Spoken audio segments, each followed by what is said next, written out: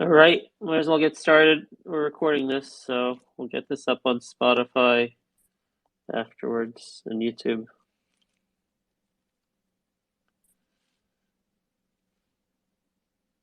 You there? Yeah, You ready? sounds good. I'm ready. Are you All ready is the right. question. Are you ready? I am ready. Well, it's been a crazy time since that war hmm broke out. Oh my I'm gosh, trying to yeah. pay attention to the news hmm and stocks at the same time. Been pretty crazy. So, how have you been handling it since the invasion stuff came out? You paying plenty attention to it at all?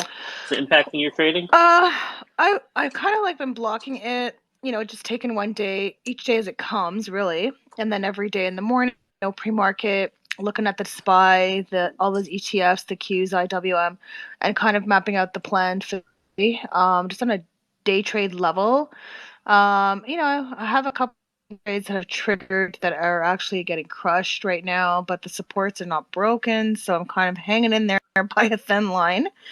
But because I like to close the trades based on the support being broken and not let, okay, the P&L kind of make me make the close. So obviously we know there's these headlines in the news, and also a lot of Fed speakers this week, and Powell speaking as well. But I'm not really letting that um, deter me from wanting to trade and looking for some opportunities. I will say I found today a little tougher than yesterday, just because I found there was a lot of chop in the market, so it was a little much harder to find some channels. If you went on puts, you would be able to make some money to the downside, but the next thing you know, it starts to reverse.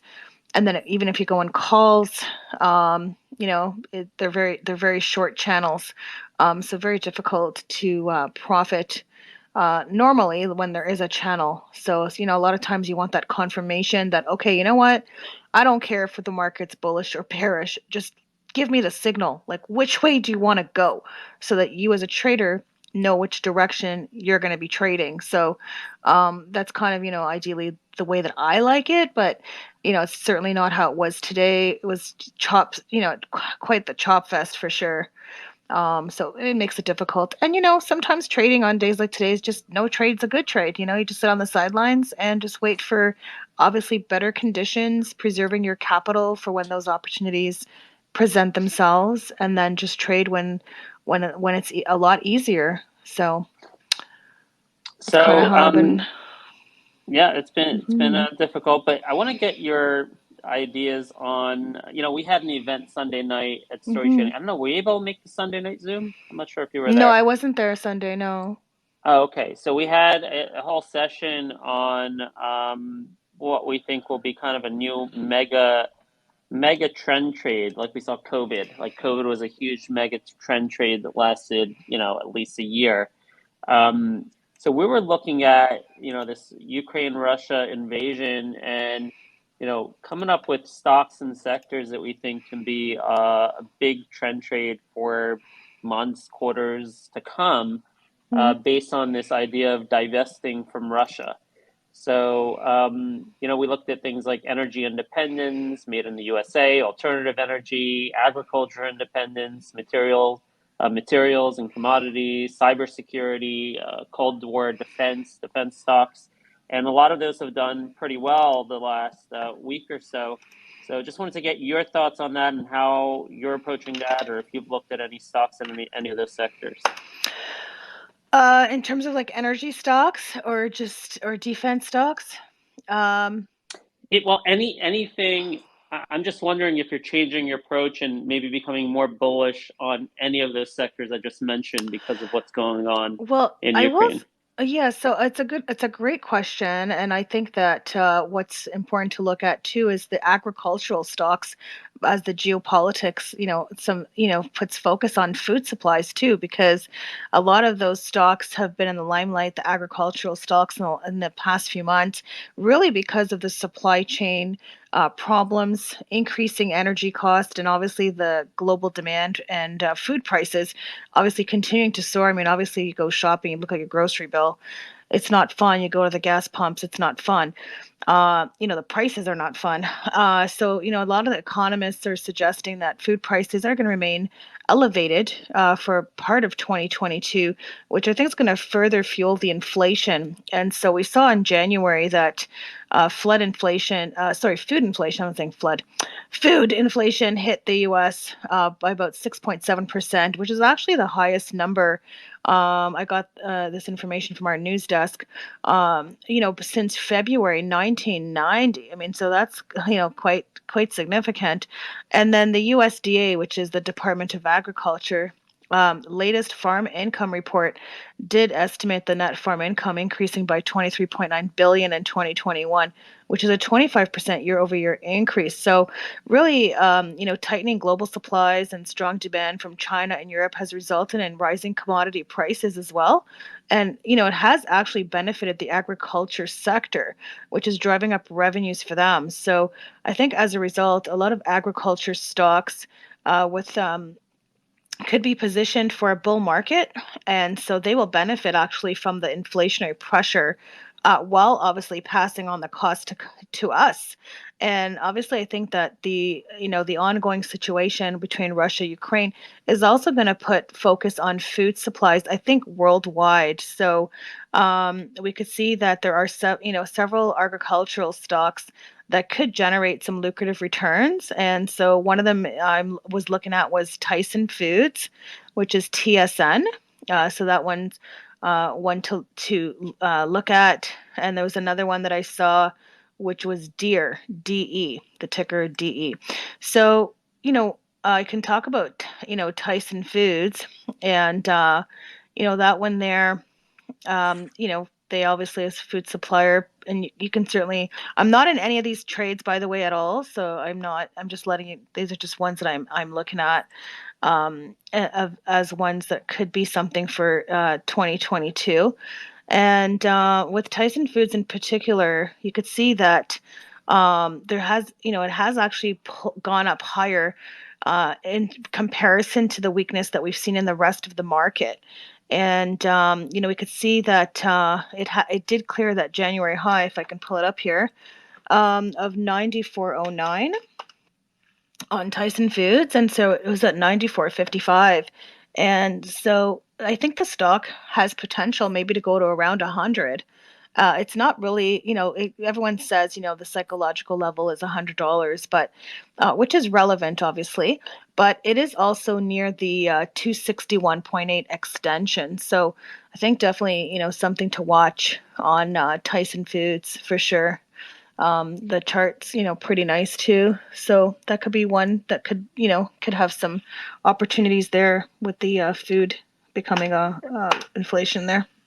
Yeah, there's three commodities important to agriculture, as you mentioned, coming out of Russia and Ukraine. It's wheat, corn, and potash. I've heard a lot about. Maybe even soybean oil, I think I heard, but wheat and potash, I think probably the two biggest, and corn as well. Did you get a chance to look into? There's a stock in our story trading community right at the beginning of the invasion, uh, Intrepid Potash, IPI.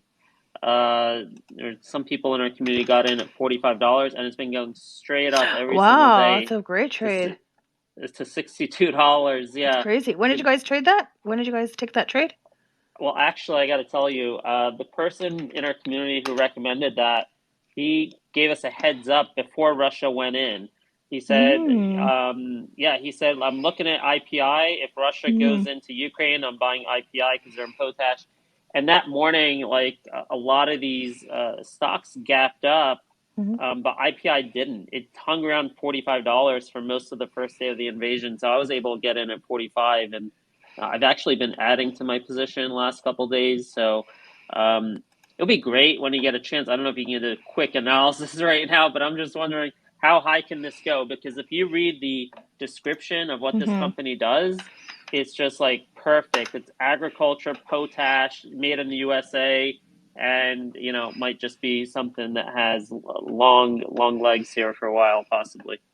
Yeah, I'm definitely not in this one, but I know at one time they had really ugly cash flow, so I haven't really looked at the The funny thing the is, pillars of if you trading, but look I this will say up, the chart's gorgeous. Like I look at the chart, yeah, I love it. Like just without looking at the rest. I mean, but definitely like 52-week high has a nice pocket pivot. Obviously, the volume keeps on surging. I mean, this is just a you stare at a chart like this, you're like, it's a must trade. It's like got everything that you would want fund from a fundamental perspective in terms of the look in the chart.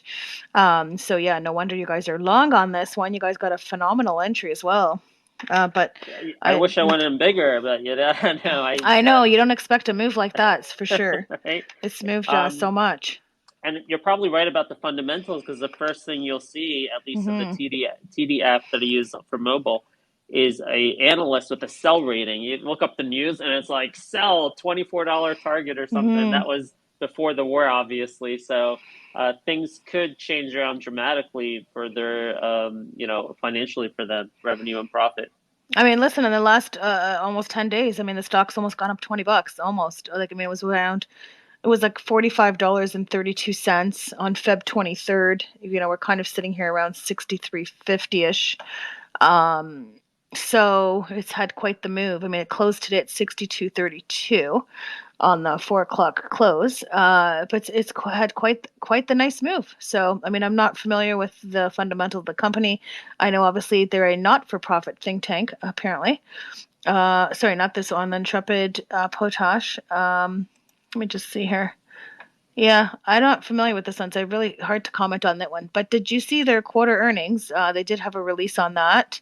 I think they have a report coming up very soon. So you need to, I don't know if you guys are going to hold into earnings or not, but they will be discussing the financials on Monday after Oh, the wow. close. That's Monday? Oh, that's good Yeah, to so know. you might want to Yeah. I don't know if you're going to close your position or not, but earnings is Monday after hours. So there could be some hype into the stock, obviously during Mhm. the day Monday, but they do I have guess earnings. the only thing that's going to matter is really at this point their speculation. How much data do they have with Yeah, 10 days into this invasion? They may have data, but it's really going to be their commentary on what they're seeing with pricing and how they think that's going to impact, their revenue or their bottom line going forward. Like the rear facing financials aren't going to mean anything. It's just going to be about their yeah. commentary on the They will war, give probably. they're going to release the results after the close Monday, but they will have the conference call on Tuesday at 12 o'clock to discuss the results and the operating financial matters to answer any questions investors have. So there won't be anything happening in terms of a commentary from the CEO or the CFO on Monday, but they will have it on Tuesday at lunch. So you might want to hang out there at lunch and hear what they have to say or maybe ask some questions for sure. Yeah, there's Tuesday. another potash name. The name escapes me. Igal, if you're around there, let me know what it is. But this one's kind of thin. It doesn't Hmm. have. I know you like to What's a do potash? options. What's that mean? Potash name. What's that Fertilizer. mean? It's something to do with a Oh, fertilizer. It's a mineral. fertilizers. Okay. Yeah, it's a mineral that's important for fertilizer used in agriculture. Yeah. Um, but there's another name, a larger competitor. I think they're like a $600 million company. There's a larger competitor that's like $20 billion or something that has a lot more liquid options. I forgot the ticker symbol. I'll circle back and let you know what that is. 1 second. Actually, let me see if I can. Let's see if I can find that. That was.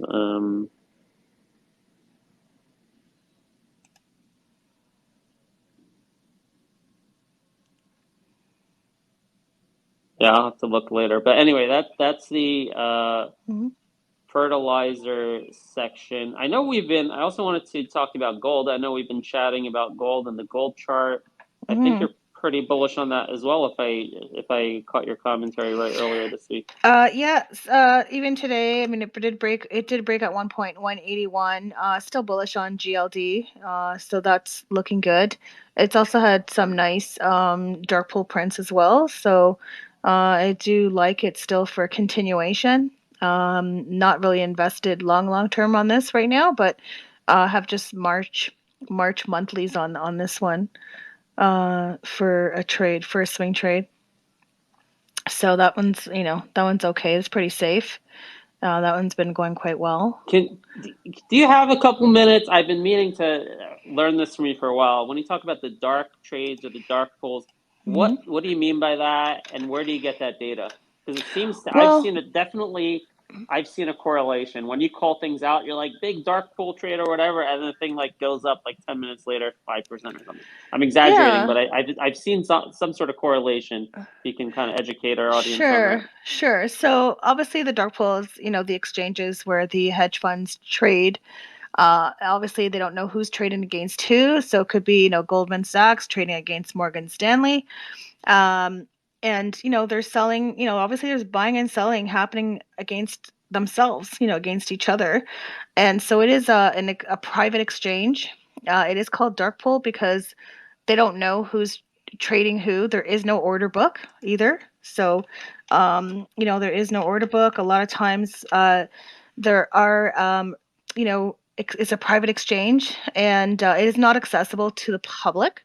And it's also the dark pool was actually created, obviously, to not inflate the market. I mean, can you imagine that they would be dumping 2 million shares of a certain company, what it would do to the market, potentially even halt the stock, or buying 2 million shares, buying 2 million shares of some stock, and in the real time, what it would do to the market, to send the algorithms through the roof. So obviously they have their own dark pool. It's a dark pool of liquidity, and um, obviously the dark pool name came about to facilitate the block trading also by the institutions, so that they don't impact the market with their large orders, and they also obtain adverse prices for their trades. Obviously, they go through their market maker, who has to take time to obviously fill their order, and sometimes it could take like 2 weeks to fill the order, based on what the instructions are. So, part of it was, the dark pool was created so that the market's not impacted. And there are apparently 59 registered dark pools with the security commissions as of May 2021. And this kind of started back in the 1980s. And it's become a lot more popular. It's accounted for approximately 40% of the stock trades, go through the dark pool, and apparently it's estimated that about 15% of the volume comes from the dark pool as well. So, it's a very fascinating dark pool. I mean, a lot of people, why do they use it? And obviously there is no order book visible to the public, and obviously they don't want to, the execution details are only released on the consolidated tape after a delay as well. And usually, a lot of times, the institutional seller has a better chance of finding a buyer for the full share block in a dark pool, because it is a forum dedicated to large investors. And so, there's also, they're not vulnerable to high frequency trading either, which could engage front running if there is any kind of investor trading intention. So, it is broker dealer owned as well, the dark pool. And they also have agency broker or exchange owned dark pools. And they also have electronic market maker dark pools. And they operate as principals for their own account. And, they go ahead with, proceeding with getting the order processed. So the reason we like the dark pool, or that a lot of my people like myself, I know Black Box Stocks has dark pool, Chutterflow tracks dark pool, and a lot of people are starting to get into.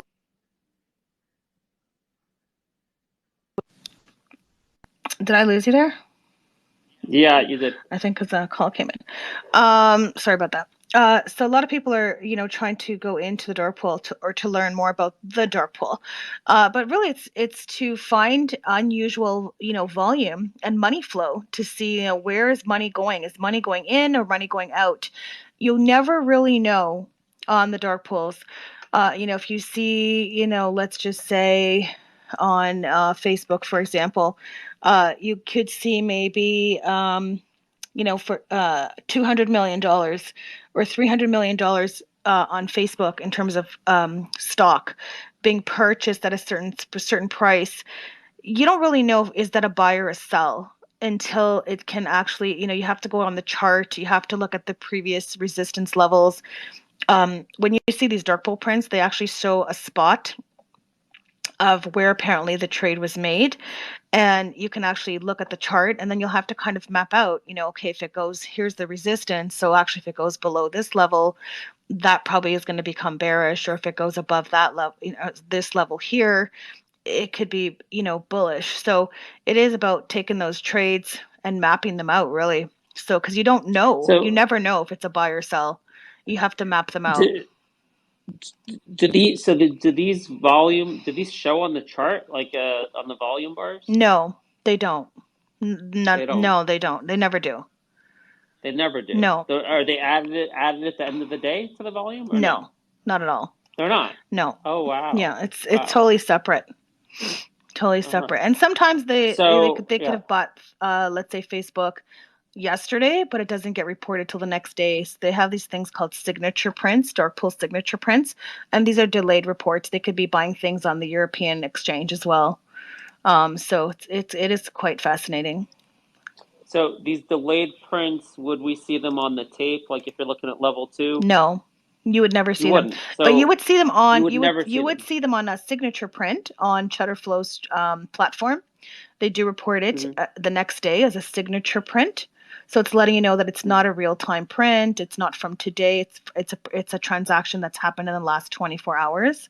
And Hmm. you would see that on Cheddarflow's dark pool report, Hmm. and Black Box has a similar report as well. So I mean, Hmm. there are So some it trading is platforms out there that have dark pool reporting. Okay, dark pool okay. data. So you can look there to find some, interesting dark pool prints on various, large cap stocks that you might be following, or maybe even sometimes you'll find very weird small caps. You're like, what's going on here? And then, it might intrigue you to want to dig in a little more and find out what's going on.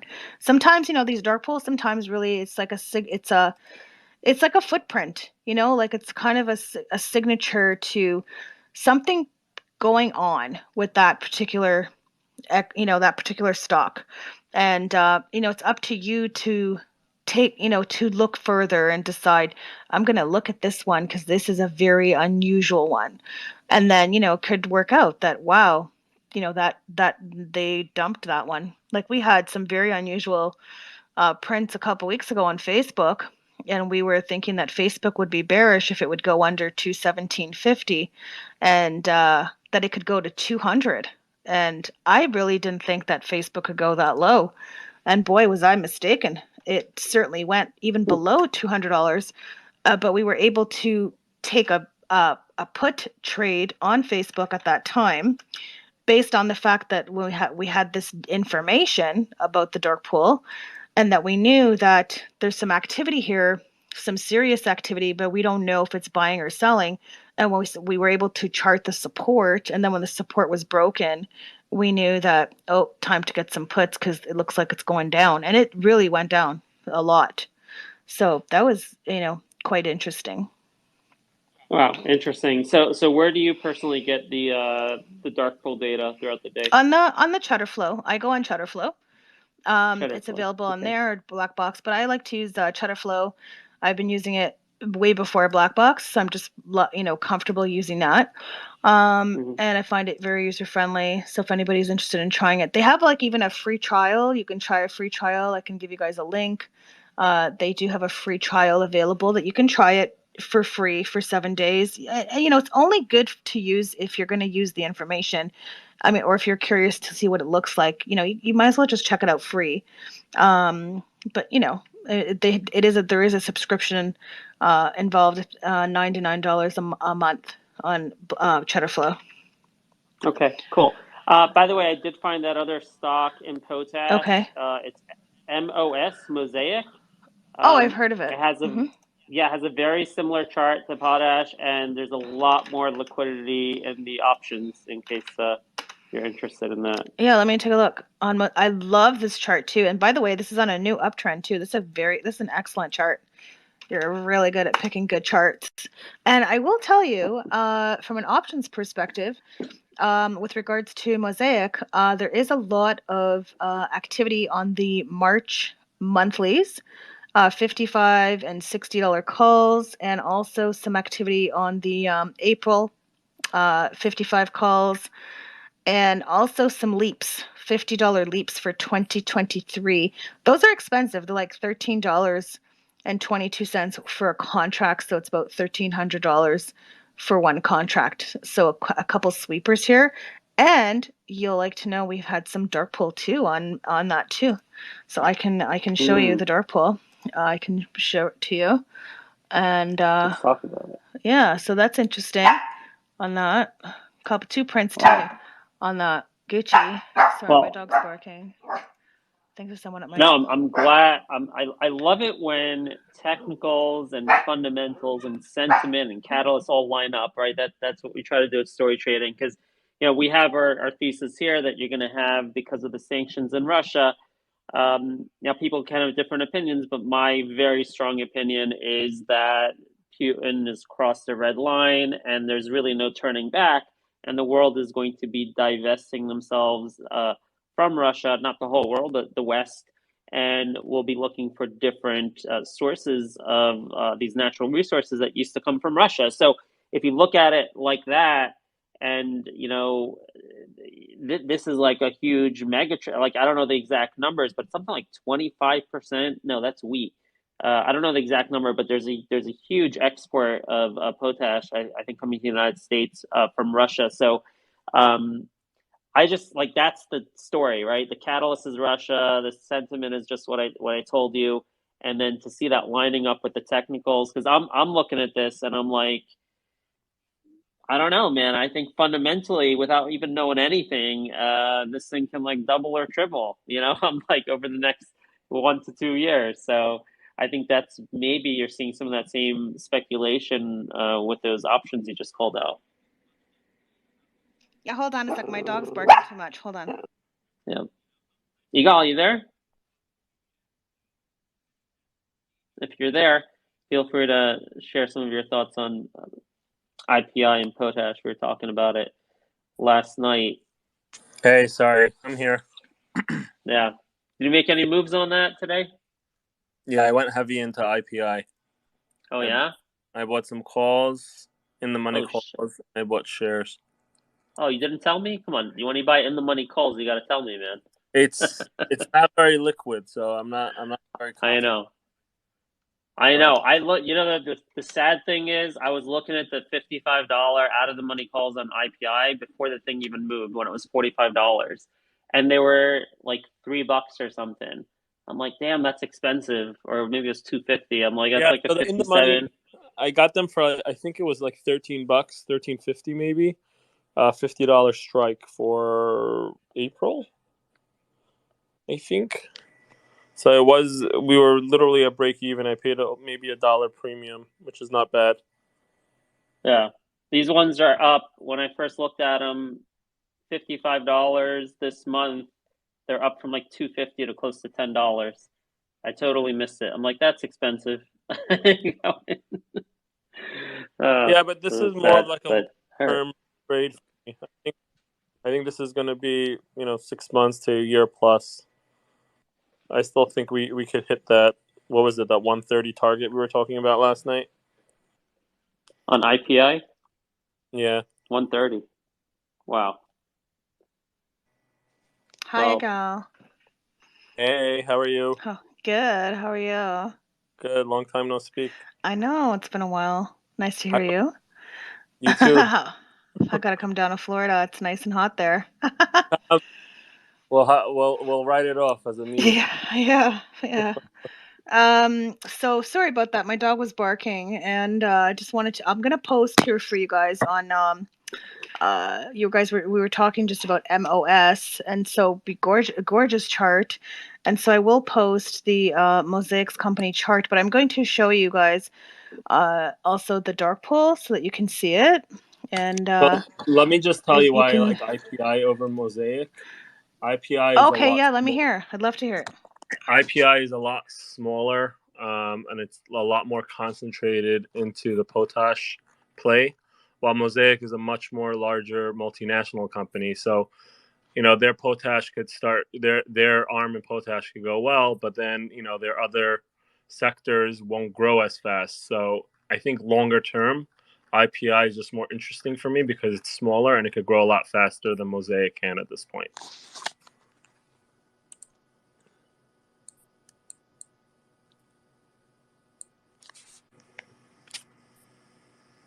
Hello? Did I lose everyone? No, we're here. We're just letting you talk. Oh, that's it. That's my 2-minute spiel. That's all? Oh, okay. All right. Sounds good. How was your trading day? Anything exciting? I got into IPI and I added more GLD. That's literally what I've done probably all day. IPI Oh yeah, GLD is nice. Yeah, I keep adding daily on GLD. IPI, I added some shares and I bought a bunch of calls as well, in the money calls.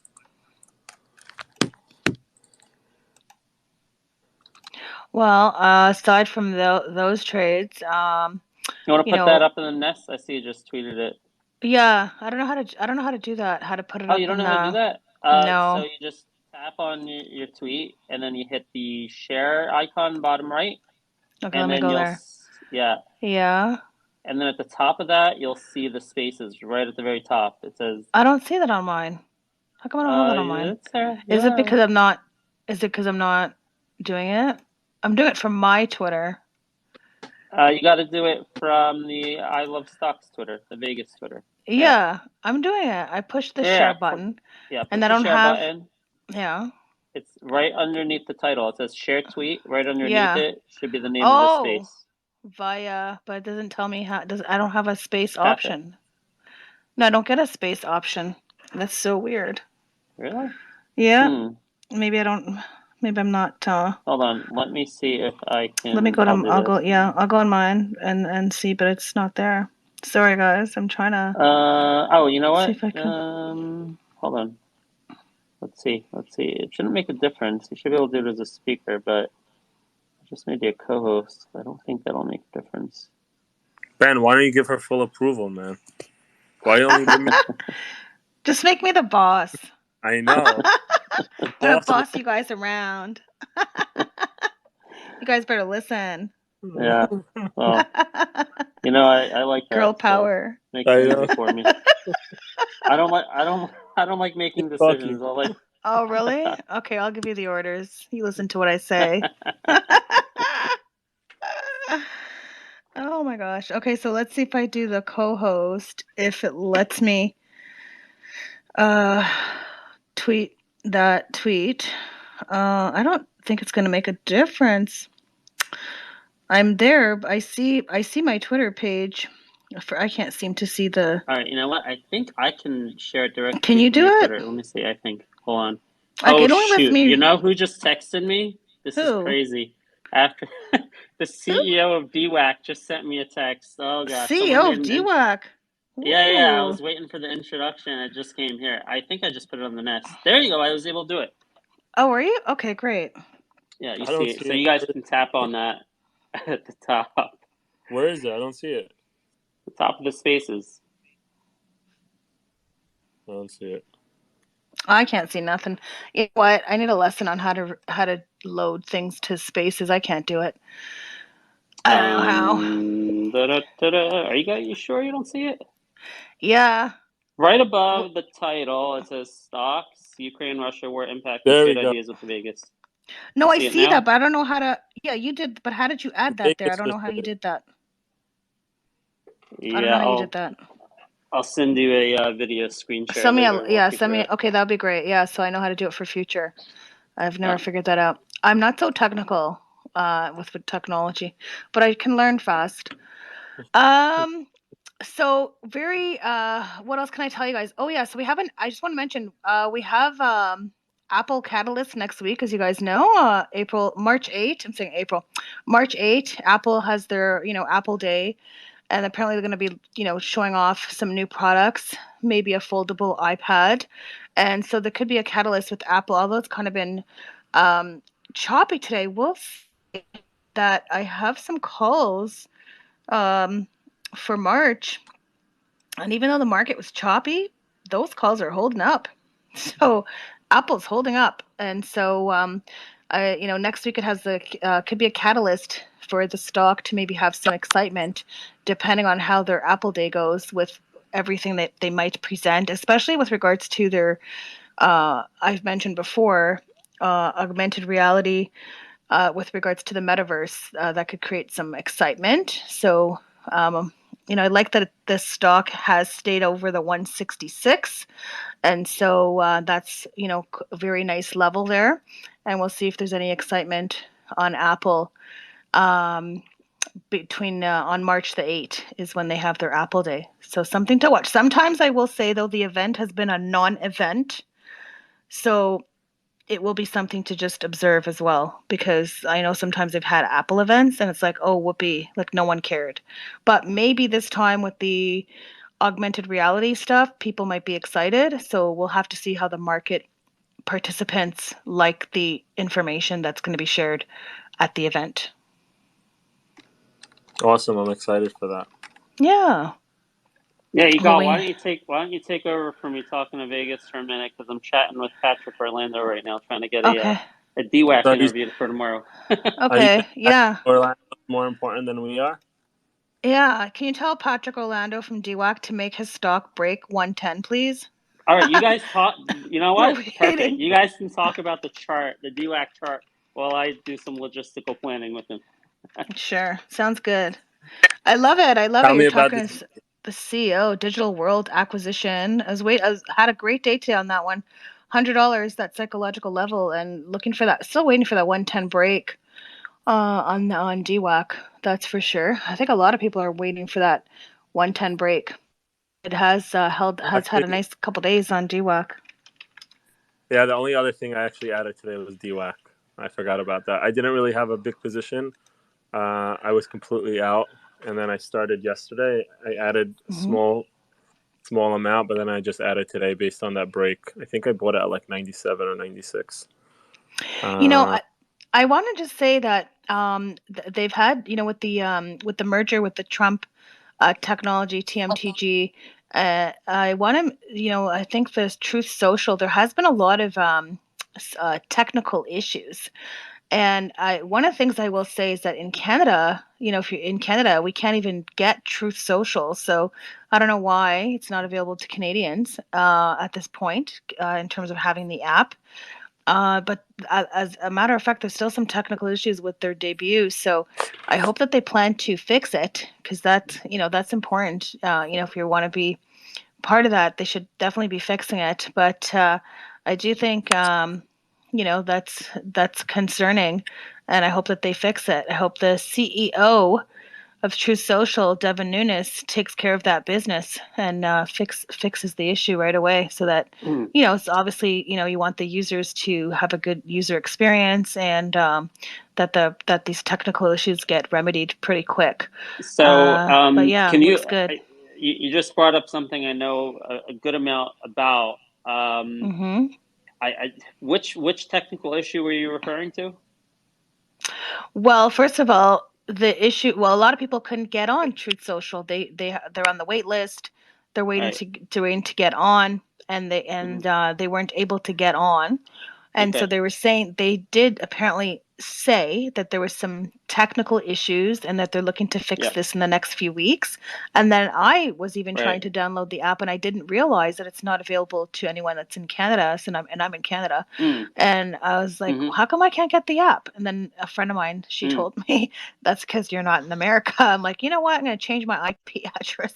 But yeah, apparently I didn't realize that. So hopefully. So let me give you a little insight into what's going on. Give us some scoop. I got lucky. Somehow I was chosen to be an early beta tester. I was probably within the first 500 people who joined the app before it was even in the App Store, right?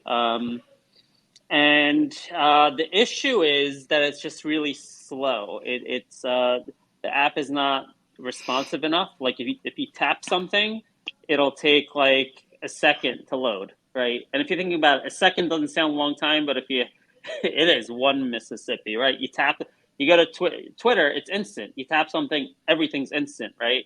So that first, I was actually surprised they opened it up to the App Store. When it was in private beta, there were only 2,500 of us in private beta for a couple days, and it was loads of fun because there were lots of VIPs on there, and I'm like, this is great. I'll become friends with like all these politicians, and we'll be in private beta for like months because it's going to take time to figure this out. But they decided to launch on time anyway that night, President's Day weekend, that Sunday night, and when they did, it like immediately crashed, and I knew it would. I mean, I knew it would crash. I don't know why they did that, but they brought in, I don't know, 10, 20,000 people, the first 10, 20,000 people, and the thing got so excruciatingly slow. So Well, they had to put on this wait the list. Apple Store. First of all, it was the most Oh, they downloaded did? app. Yeah, it was the most downloaded app in Apple's App Store that weekend of the launch party. Right, And right. apparently it crashed because just too many, everybody wanted it. But I will say the good thing about something like that is it just goes to show you that there is huge potential with the actual with Yeah. Truth Social. So, putting aside the technical issues, if they can fix that, I think that could be good for them. So they have released, I get an early look at when they do an app update to the Apple Store. I'll actually see it first when it's in test flight. So Ooh. I still have that beta test status, which is great. So they did release last, like, I don't know, like 6 days ago to the beta testing a version to improve the responsiveness. So when you tap it, it's a little bit faster. And then they did release that actually to the App Store like 2 days ago. So it has improved, but it's still too slow. It's too slow for the, to open up to everybody. Right now, Trump has 100,000 followers. Like, that's what I'm watching to kind of estimate how many people have the app, because you'd assume that most people would go in there and follow him. That's why they like it. So, but it's actually very hard to find him, which is really funny. You got to go like to the search tab, and the search tab is kind of slow. And if you like type in like Donald, it doesn't come up. If you type in like, you have to like type his whole name, and then even when you do, he's like sixth on the list.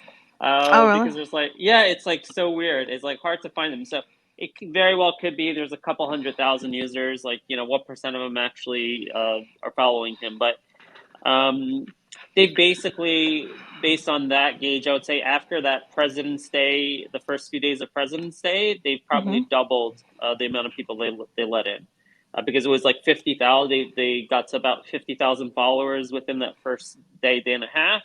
And then they kind of completely closed it off for about a week. And then the last few days, they've been letting people in again, and it's up to 100,000. So that's the status update on it.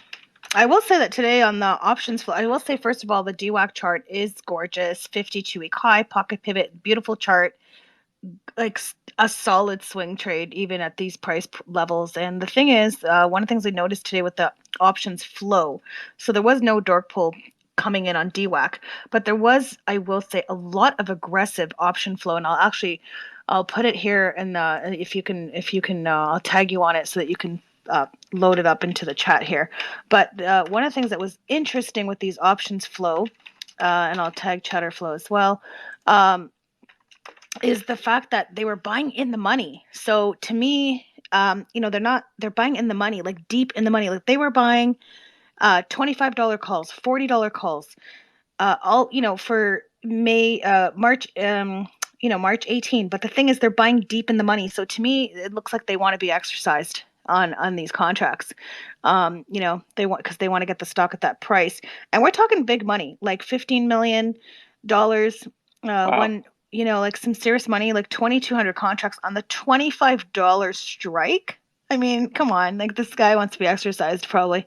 So I will show it to you here as well. But there was no dark pool. But I'll put it there. I tagged you there. So you can, it's very interesting to see the flow, and they obviously want the shares. So, and very aggressive flow. Another one for $50 strike for 3.4 million. Another one, like I said, the guy for $12 million, $50 strike for a 1.6 million in premium. Another one for $25 strike, another $15.5 million in premium. So some serious premium going into the options. And they're not going to put. I would think that they're not going to put that kind of premium and just let it tank.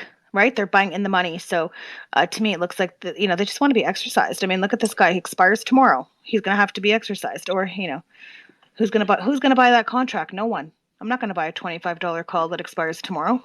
So he's going to be exercised and he'll take the shares. So he's buying stock. That is fascinating. Really Yeah. fascinating, because the fundamentals, and I agree with people looking at the fundamentals, this thing is definitely way overvalued when you consider the pipe and all the new shares that are going to be printed. But everything else, the technicals, the sentiment, the catalyst, and the fact that those shares haven't been printed yet. So maybe people that are trying to manufacture a short squeeze because you just can, right? Because those new shares are not coming onto the market until the deal closes. Yeah, I mean, look, I was looking at this guy here with that bought the $25 calls. I mean, he put in $15.5 million and the 3,900 contracts, and they're all his from one. It's from one person. So, I mean, listen, $7,000 a contract. So it's a lot of money. Oh, is that the CEO of DWAC? Is he on the line? Igal, can you take over the last 10 minutes for me? Sorry, the CEO's calling me. Doesn't text me. He gives me there. Let him know we say hi. Say Vegas says hi, and she hopes the stock goes over 110 soon. Ben, by the way, I was the one texting you on a fake number, just so you know. Oh, yeah. Okay. No, I actually have to run. So we're going to be interviewing the CEO of DWAC together with a couple Reddit boards. We hooked up with. We're expecting 15,000 people on a live stream. It's going to be tomorrow at 5 p.m. Eastern. So I'm gonna. Are you doing it on Twitter Space, or where are you interviewing him? It'll be on YouTube and Rumble Live at the same time. Ooh, that's nice. Okay, that'll be a great listen, because I know a lot of people loving the stock, loving the action, and it'll be interesting to see the conversation you guys have with this CEO tomorrow. Yeah, that'll be interesting. So, definitely. Igal, you got a few minutes to chat with Vegas. Take us to 5:30. Sure. You got it. I'm going on mute. Okay. See you later. Have a good night. Thanks. All right. And I was going to say, while I have everyone here listening, first of all, thank you for staying, and we'll be wrapping up shortly. I do want to probably just mention another stock that, I like to talk about different stocks, but one of the stocks to watch too is, and I've talked about this one a lot, is I keep talking about NIO, but I will say that it is today it's pulled back below $20, and if it goes below $20, to me, in my opinion, it's a strong buy. So I did buy some more shares today of NIO because I have collecting NIO for a future move. It's an investment for me. Is that the Chinese electric car battery company? Yeah, they do the cars, and then they have the battery as a service. Right, it's the Chinese company, correct? Yeah, they have. Yeah, yes, they're on the it's the Chinese electric vehicle maker, and also they've expanded as well into the European market. The thing is too that they're really not just an automaker. And so I think this is what's going to be important to keep in mind about this company is that the company itself is not just an automaker. If you look at the actual chart, first of all, they have a resistance of $55, which we did notice from a year ago, February, and back in June. And the thing is that they did have a lot of good deliveries compared to other automakers, which not everyone may be too impressed with that. I mean, it depends what people like to look at when they're looking at NIO. But they are having some new items coming out, and they're planning to make, I don't know if a lot of people know this, but they are planning to make their own phone design that's going to interact with their car.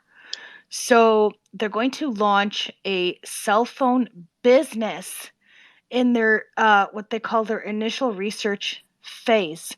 And so some people might think, oh, that's like, who cares about that? But the thing is, NIO's mobile division has been quite active. They've been actually recruiting employees. And so they're very serious about having their own cell phone business. And so they're looking to, becoming like a technology company. They're looking to expand their company into other industries. And so I think their new business venture has a chance, to go places. And there could be some people skeptical about NIO, but it is very intriguing to venture into the cell phone business. But I think that it could also be another source of income for the NIO company. So I think the fact that the stock's below the $20, for those of you that like to look at opportunities, just keep NIO on watch. Obviously do your own due diligence and see if you like something like this for your own portfolio, but definitely keep a watch. I mean, the stock's been really beaten down. And I think what's important to note as well is they do continue to improve its year-over-year sales. And so that is a very attractive feature of the company. And I do like their update that they had, and they're launching now with a new product, which could be additional revenue. And I will say their car looks super slick. Like I would probably buy one of these if they sold it. Like their car is like really cool. I'm gonna have to. Igal, are you able to upload this on the if I tag you on the car? Yeah, try it. I'll do it. Okay, so I'll try. I want you guys to see this. The car is like really cool. It kind of reminds me of this model here. Kind of reminds me of the BMW i8 model. And you guys, those that don't know me, I'm a car buff, and I love cars. And so this That's is a why pretty sexy I'm car. comparing it to that model. Yeah. And let me just show you. This car looks I'm like surprised really it's cool. I don't going know what down with colors. Don't oil ask me up about the so much. colors. I'm surprised it's going down with oil up so much. I mean, it was down 8%, 9% today. The NIO. Yeah, I don't know why. Even the past It's week, just been I down noticed that 20%. like Tesla. I'm I wondering, noticed like Tesla was down today, Ford was down today, NIO was down today. I mean, Lucid. It seems like the sector, like the EV sector, was down. Like Lucid Motors, all of them were lows of day today. All of those stocks I just mentioned, which are all in the same kind of industry. So it was just the sector took a hit. Let me trying to send this to you. And yeah, but if you look at NIO oh, versus Lucid, right? Lucid is down. Oh, they're both down that much. Tesla's only down like 10% for the month. Lucid and NIO are down 17, 18%. yeah. Which is interesting. I mean, with this oil the way it is right now, unless the U.S. opens up a lot more oil drilling here quickly, I see oil being sustained at a sustained level for a while because I don't see any quick resolution to Russia at this point. And I do think eventually Russian oil will get sanctioned as well. Well, they did say they're going to have, I think, some third talks. Wow. An attempt at some third talks on Monday. But that's Monday. So we have to now wait for that for Monday. So, like you said, we don't know how long this situation can be endured. But yeah, something to keep in mind as well. But just to close off on NIO, definitely the stock looks to me oversold, as technical traders would call it. And usually when it's oversold, you have to kind of pay attention to see if this is something worth buying in small increments, just to keep an eye on it and see if there's an opportunity for yourself to eventually make money on this kind of investment. I just added it to the spaces. Oh, okay. Yeah, it's a really interesting. Would you buy that car? It reminds me of I'm the like, where's the Cybertruck that window? I have on. It's like the Cybertruck that I have on The order. Cybertruck? I love it. Yeah. Well, I think The it looks like a Tesla spaceship. Cybertruck. It's really cool. This looks nicer than the Cybertruck because Cybertruck looks like a military truck. This does It's like really look so high up. Yeah. Yeah, this looks really cool. I'm like, oh, look at those like windows. Like it looks so sleek. Fit in there. So sleek. It looks like a mini spaceship on wheels. Yeah, I mean, I don't know like how it opens or how what the interior looks like, but maybe we'll eventually get some more pictures on the You know interior look and feel of the car. what the MSRP should be on this car? The What price point? do I know what it is? No, Do you know what they announced it for? no. Do The you? car set to begin deliveries. Oh, it's only at 50 grand. It's not so bad. Oh, not bad. Really not bad at all. I wonder what I'd love to see the interior, but we can't. We don't have pictures, so no pictures at this time. But I'll see if I can find some for next time on NIO. And another stock that's pretty cheap too. Obviously, Ford. Last one really to talk about really is just Ford. We know that they've split. They've decided to split their market and to have the electric vehicle separation.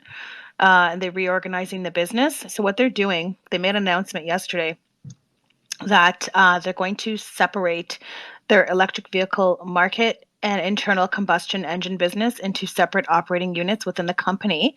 And so the move will help to streamline their fast growing electric vehicle business and to maximize profits. And so Jim Farley, who, as you guys know, is CEO of Ford, and it's kind of similar to how they operate their Ford Pro commercial vehicle business, and it's called the Ford Plus turnaround strategy. So by separating the operations, it's keeping them in-house, halfway to appeasing Wall Street analysts.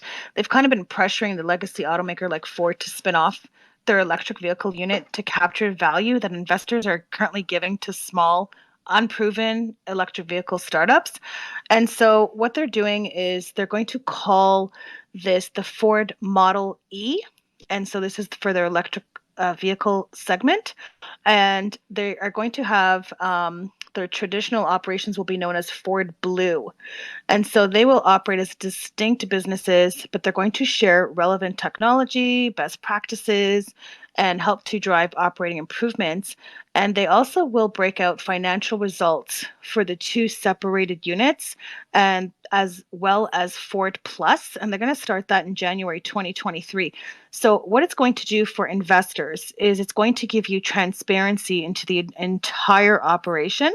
And as a result, yesterday the stock did jump about 8% based on the fact that the news of the business separation. And so I think it's fair to say that investors really approve of the company's planned reorganization. And they also adjusted their electric vehicle production targets. And they do plan to apparently produce more than 2 million electric vehicles per year and 10% adjusted operating profit margins by 2026. So, So are this they going to strategy is very split their similar to stock? General Motors. Right. Are they Are going they to going to split actually their split the stock? stock, or they Why just would they? have two different? No, meaning having No, they're a not going to stock for split. their electric No, vehicle components. No. Okay. no, no. They're going to leave it like that.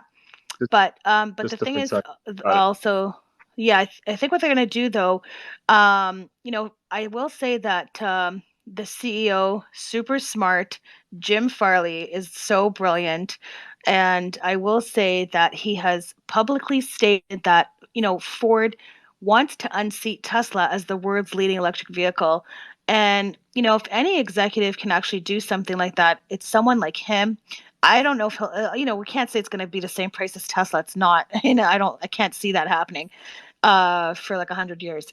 Right. But I will say that he's pretty aggressive with his plans.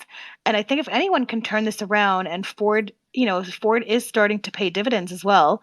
I think the company has, down the road, we could see the valuation of the stock be worth a lot more because we know that they have a lot of money invested, $30 billion, by the way, invested um, in vehicle design and technology and production. So that's a lot of money that they're putting in to the to get Yeah. themselves ramped up into this market.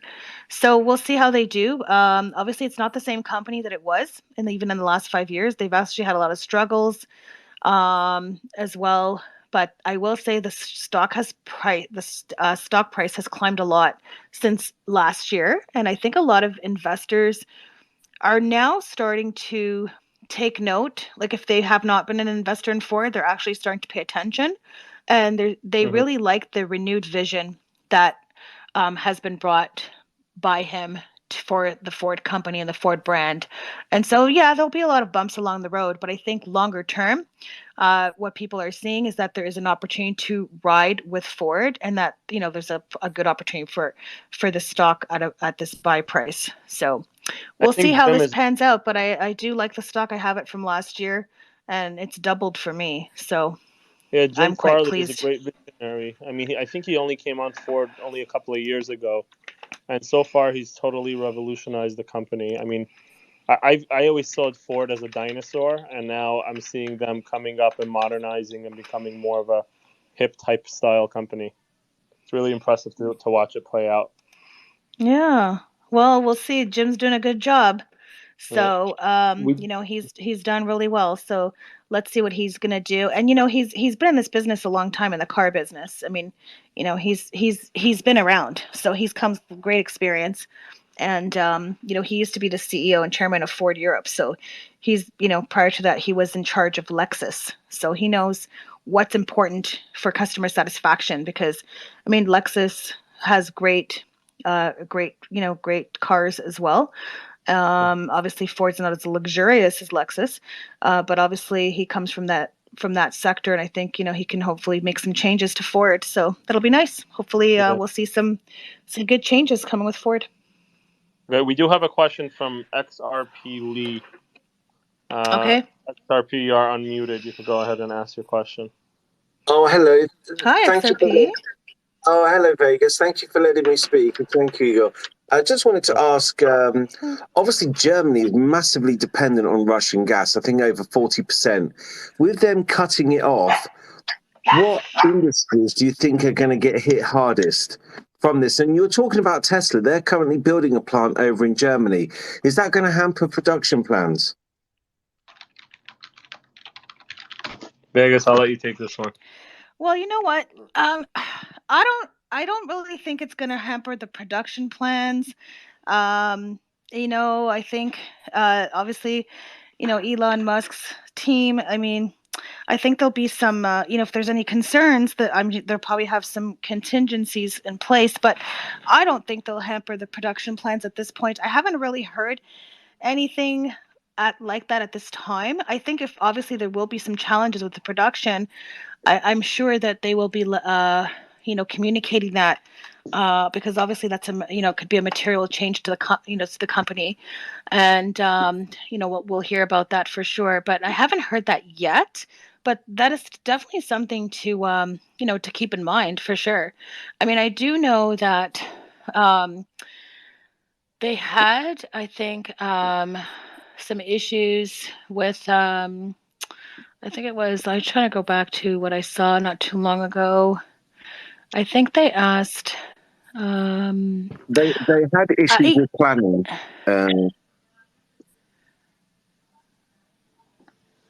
Which one? Sorry. Oh, sorry. They had issues with planning. There was a lot of bureaucracy that Elon Musk was getting frustrated with. Oh, well, I don't know how that man handles a lot of stuff really well, but I will say this: I think there was some issue. I did read some issues about the like the self-driving software. So they had to recall like 54,000 vehicles earlier this month because of the software having some issues, and that kind of put a setback on their self-driving program, which obviously had a lot of expectations.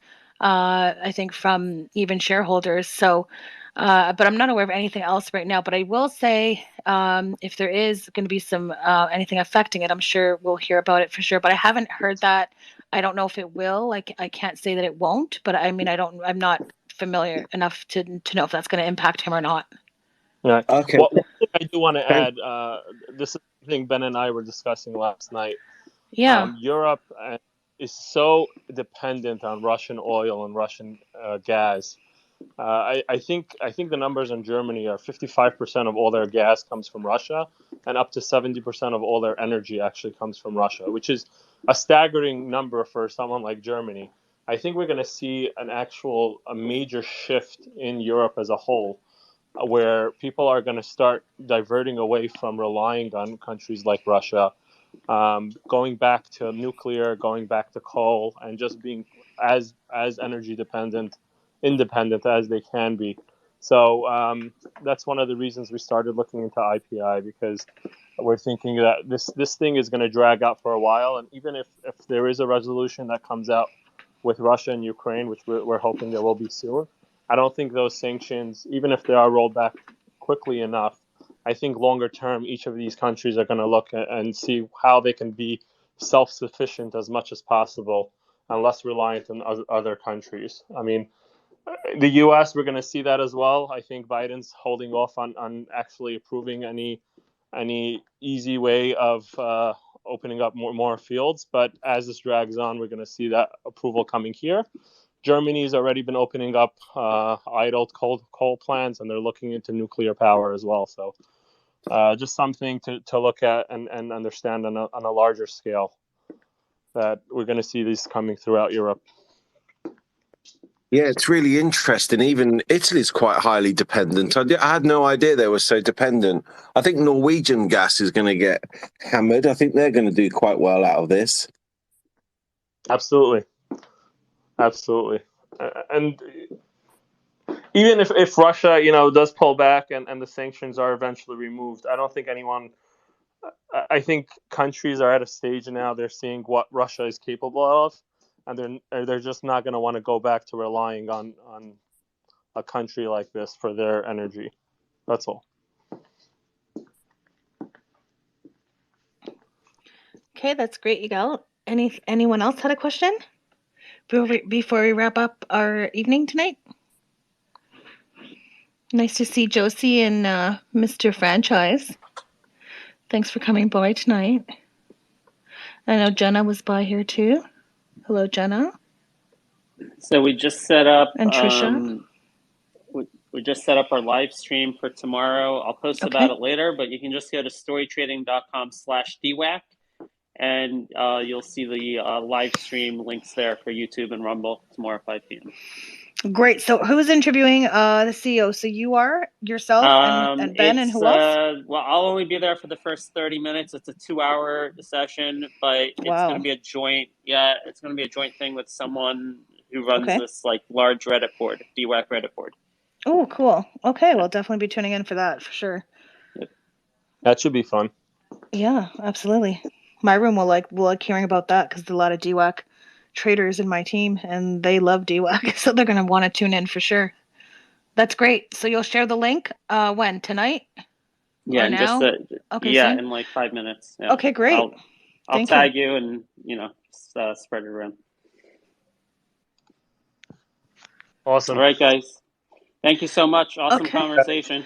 Yeah, we'll talk next week, and I hope everyone has a safe trading day tomorrow, and it's Friday, and I'll be on Twitter Spaces tomorrow morning as well with the Women of Wall Street, and also be in the morning with exclusive trading, hosting some options. So we'll see what kind of Friday we'll have tomorrow. So if you're on Twitter, welcome to come by on Space and see what kind of trades we can find together, and hopefully make money as a team. So I wish everyone a fabulous night. Thank you for tuning in to listening to myself, Ben, and Yigal.